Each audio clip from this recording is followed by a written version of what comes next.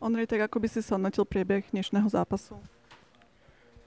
Tak vedli jsme 1-0. Bohužel oni pak otočili zápas. No. Měli jsme tam pár přesilovek a nevyužili jsme. Škoda pro nás. Čo treba zmeniť pred budúcim zápasom, na čom treba popracovať? Tak to je těžko říct. Já myslím, že kdyby nám tam spadl 1-2 góly ještě navíc v přesilovce, tak ten zápas může být úplně jiný. Takže asi přesilovky možná. Ešte niečo iné?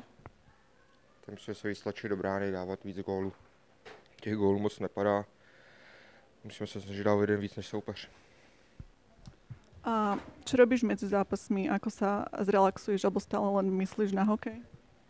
Ne, tak určitě ne. Kouknu na nějaký film, s klukama občas jdeme do nějakého shopu.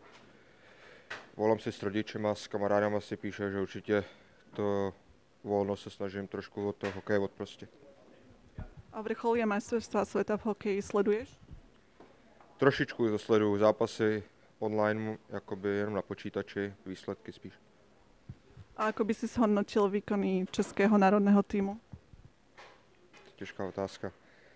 Bych nerad hodnotil ten... Nevím. Určite si videl aj výkony slovenského národného týmu. Máš k tomu nejaké komenty? Nemám, tak já vím, že tam pár hráčů z NHL nepřijelo. Měli tam mladý kluky, bylo to pro ně těžký, no. Dobre, ďakujem.